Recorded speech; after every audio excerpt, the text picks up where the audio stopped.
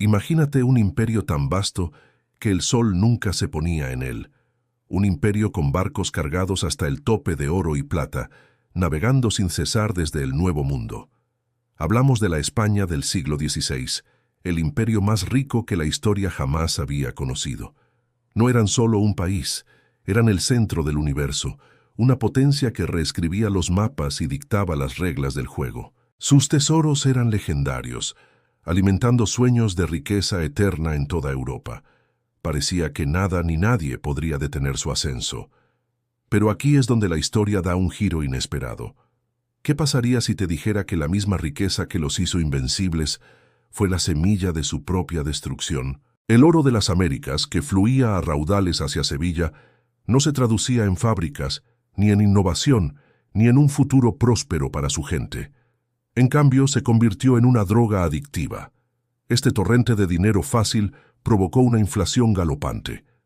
De repente, todo en España era carísimo. Era más barato comprar telas en Flandes o armas en Alemania que producirlas en casa. La industria local se marchitó, y el país se convirtió en un gigante con pies de barro, rico en metal, pero pobre en producción. El oro cegó a los monarcas. En lugar de invertir en el futuro de su nación, lo gastaron en guerras interminables por toda Europa. Guerras para mantener el prestigio, guerras por la religión, guerras por territorios que eran un pozo sin fondo. Financiaron ejércitos mercenarios, construyeron palacios ostentosos y llevaron un estilo de vida de lujo desmedido, todo a crédito. Los banqueros genoveses y alemanes se frotaban las manos, prestando a España el dinero que, irónicamente, la propia España les había pagado por sus productos. El imperio se estaba endeudando a una velocidad vertiginosa, hipotecando su futuro por la gloria del presente. Y así, mientras la nobleza española se pavoneaba con sus ropas de seda importada y sus ejércitos luchaban en tierras lejanas, el pueblo se empobrecía. Los campos se abandonaban y las ciudades se llenaban de mendigos. La brillante fachada del imperio escondía una estructura podrida por dentro. La riqueza no había creado más riqueza, simplemente había pasado de largo, dejando tras de sí una economía atrofiada y una dependencia fatal del oro y la plata de América. Cuando ese flujo comenzó a disminuir, la realidad golpeó con una fuerza brutal. La caída del Imperio Español no fue el resultado de una gran batalla perdida contra un enemigo formidable. Fue una implosión lenta, una decadencia causada por la mala gestión, la arrogancia y la incapacidad de entender una lección económica fundamental. La verdadera riqueza no es el oro que acumulas, sino lo que eres capaz de crear. España tuvo el mundo en sus manos, y deslumbrada por su propio brillo, lo dejó escapar. Una historia fascinante, que nos enseña que el poder y la riqueza son efímeros si no se construyen sobre cimientos sólidos. Imagina tener más dinero del que puedes contar, pero también tener enemigos en cada esquina. Eso fue exactamente lo que le pasó al Imperio Español. Francia, Inglaterra y los Países Bajos no se iban a quedar de brazos cruzados mientras España dominaba el mundo. Todos querían su parte del pastel y estaban dispuestos a luchar por ella. Esto desató una serie de guerras interminables que se convirtieron en un agujero negro para las finanzas españolas. Cada moneda que cruzaba el Atlántico ya tenía un destino: pagar a los soldados, construir barcos de guerra y financiar batallas en Flandes, en Italia o en el propio Caribe. Pensemos en los famosos piratas y corsarios, como Francis Drake. No eran simples ladrones. A menudo eran financiados por la corona inglesa para debilitar a España atacando sus flotas. Cada ataque era un golpe directo a la economía. Y luego, claro, está el desastre de la Armada Invencible en 1588.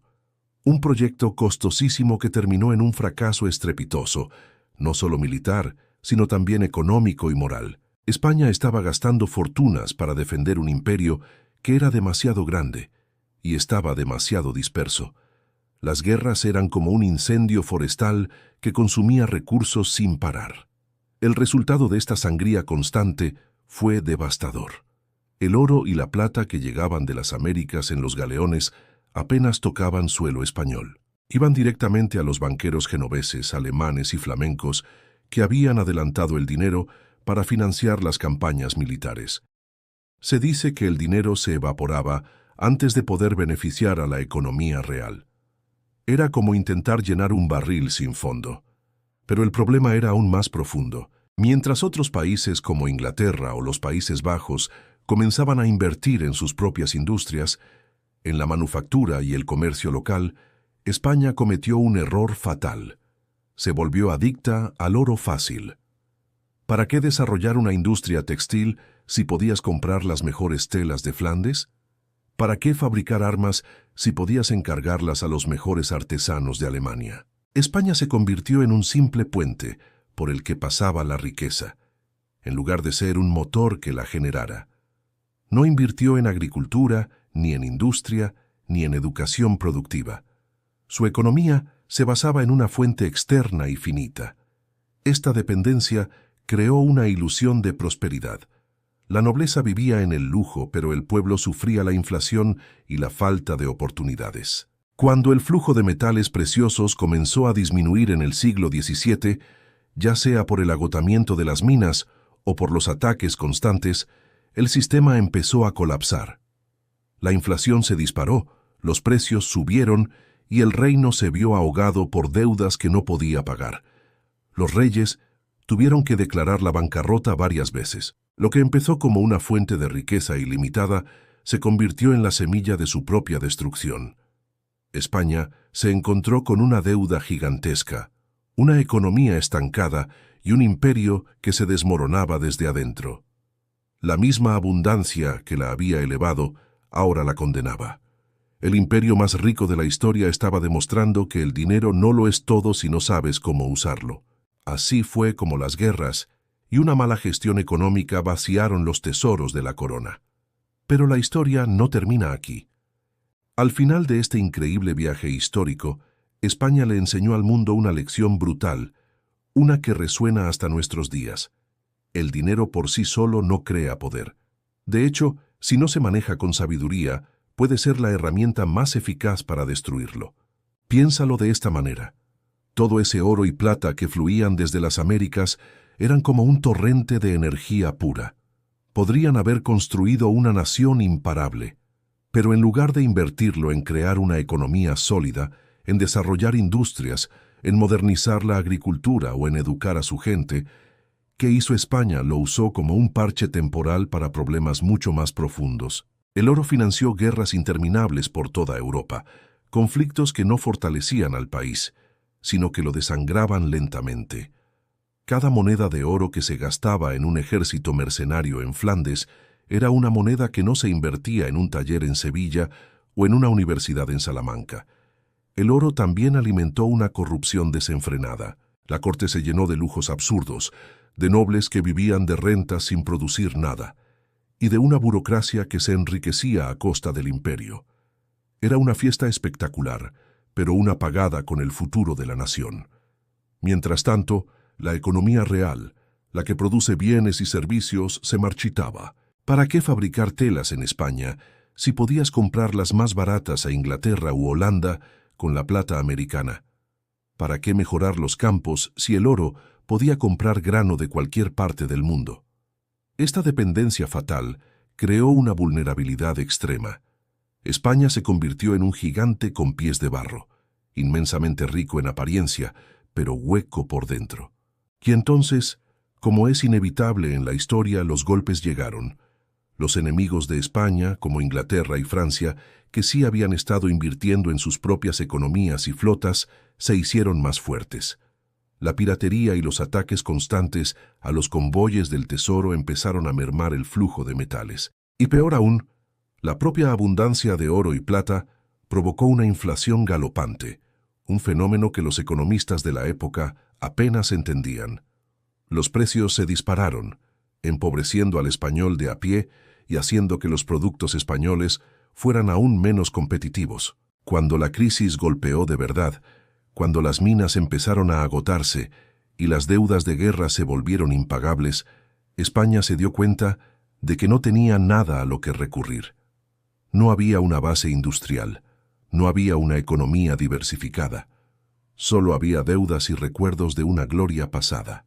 Lo que parecía invencible, el imperio en el que nunca se ponía el sol, comenzó a desmoronarse bajo el peso de su propio tesoro. El imperio más grande del mundo no fue derrotado en una única batalla decisiva. Fue carcomido desde dentro por su propia riqueza. Se convirtió en una advertencia histórica, un monumento a la idea de que la riqueza sin estrategia, sin visión y sin inversión productiva es, en realidad, un arma de destrucción masiva para quien la posee.